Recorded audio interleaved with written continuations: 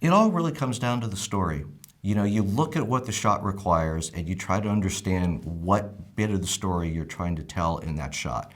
And everything else goes from there. So your strength is always what's the most important aspect of that shot, and that's where you put your focus. And everything else is done in support of that. And as long as everyone can keep that in mind, you can make all the technology work for you. But you know, if you try to go at it the other way around, if you hit it with a lot of technology but don't understand what the point of it is, you will never get there. So it's always better to just start with how are we trying to tell the story, how does it fit in the cut, and just make sure that you understand that, and then yes, you will get there. I think the biggest things that we did were to open up the immensity of the world, and the two ways that we did that, which I've kind of touched on, was this platform that we built called Olympus that just allows us to handle enormous data sets all in one. And also, we built a new renderer called Manuka that has the same goal. You know, we talk about the physical accuracy of path tracing, but one of its main design goals was to handle these incredibly large scenes and to just throw them all in, move your lights around as if you're lighting, in this case, a complete battlefield, and have the whole thing render at once. That way you can work in context as if you were a DP, you know, out on a location. You're not worried about trying to fit everything together in pieces and worry about how you're going to assemble it. You can look at the shots and you can look at the scenes holistically. And in addition, just to tie it all in with a virtual production pipeline, we wrote a hardware renderer that we called Gazebo that is shader compatible with Manuka, so you can get the same look. It will still handle fairly large scenes, you know, all in a somewhat reduced form, but it gives you fast turnaround. So it gives you that really intuitive ability as an artist to work with your scene. So we tried to cover, you know, the full spectrum of what artists need to work with when they're creating these films. You never create new technology for its own sake. So if you're introducing something new into the workflow, there's always got to be a reason for why you want to do that. And for example, in these films, in the Hobbit films, when we wanted to introduce the Olympus framework to be able to bring in these large data sets, and especially what we could do with Gazebo and doing real-time lighting and getting this all working on stage. I mentioned that to Peter. I said, we think this is ready to go, but now it needs to be tested in anger. Are you game for it? And he said, yes, I'm happy to do that. Bring it to the stage, and so we did.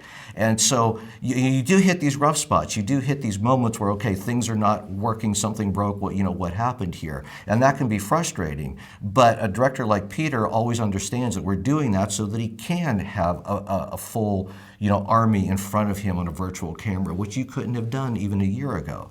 And so there's a reason for doing it. It's not just gratuitous. And so the director, in this case especially Peter, was really involved in part of that process because he wanted it to work as much as we did. Yeah, R&D always hits on two fronts, right? You start looking at the broad, then you look at the specific. Like in the case of the broad, when we were doing Avatar, we started realizing that, okay, our mandate from here on out isn't just create this thing or create this character, it's create the whole world and everything in it. So that gives you kind of a perspective on where you need to go with R&D, right? It's about creatures, it's about animation, it's about painting tools, it's about camera work, it's about lighting, it's about data, it's about rendering, it's about everything. So you have to get platforms in place that work across all of those areas, and they have to happen, in parallel. But then you always look at the specifics, like, doing performance capture on set. Well, we were thinking about that ever since we did, Lord of the Rings, thinking, wouldn't it be great to do this? But we never had a reason to do it. But when Rise of the Planet of the Apes came up, we thought, we really have to make this work. This would be so much better if we can just capture this live. And so that takes that bit of technology and allows you to give it the final push that you need. With visual effects, story is important, but I really like to focus on character. And that's where I think you can bring things to a film that audiences will not have seen before and still be engaged. And that was really something that got me excited about working on Gollum on the Lord of the Rings trilogy, the chance to make this human character just come alive and to hold his own with other human actors around him. And it's been great to kind of follow that path. We got to work on King Kong, we got to work with Jim Cameron on doing Avatar and creating all those characters, taking those fantastic performances from that ensemble cast and turning them into the Na'vi and putting it up on screen. The ape performances from both The Rise of the Planet of the Apes, Dawn of the Planet of the Apes, coming back into the Hobbit films again, bringing Gollum back, Azog, Bolg, the Goblin King. We had something like 137 characters in the Hobbit films. And to me, that's what makes a film come alive. Yes, you have to get the landscapes correct, and you've got to get all the dynamics and the collisions in the water and all that working. But I think what makes film special for audiences is, can they relate to a character? And they'll do that whether it's a low-budget film with characters they like, or whether it's a big-budget tentpole. If there's characters that they can relate to, that's what in the end audiences come to see films about. And so that's where I always like to put the focus. And if a director says, "What can we do here to make this work?" my advice is, go back to what's natural. Just treat these characters as if they were real people. And that's why doing like on-set performance capture works so well, because you do treat them like they're real people. And so does the director of photography and the editors, and everyone looks at it just like you're making a movie, and in the end, we're gonna make these people look like something different, something, fantastic.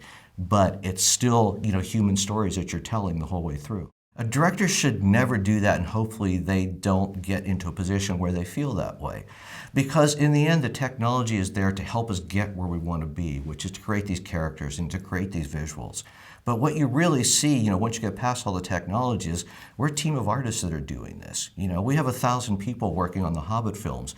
There's so much work that goes into it by hand, whether it's animation or painting or, lighting. The technology is there to assist you, to help you do it, better, more accurately, even faster.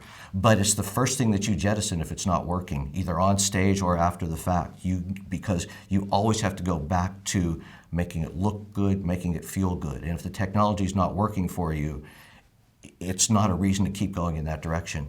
This is my first time here, and that's mostly because I've been pretty busy the last few years, and especially with the Hobbit films being full on. But it also seemed like a great opportunity to talk about the Hobbit films, to talk about them as a trilogy, to talk about their completion. It's a nice way to kind of put it to bed. And FMX has a very production-oriented focus, which I like. It's great to talk about what these things mean for filmmaking and the future of filmmaking. And I just felt like this would be a great opportunity to have that discussion. It seems like there's a lot of conversations that happen here, as opposed to being talked to. People are always, kicking ideas around, and that's always great for our industry, right? Because that's where the energy comes from, is people coming up with new ideas and figuring out ways to make them work.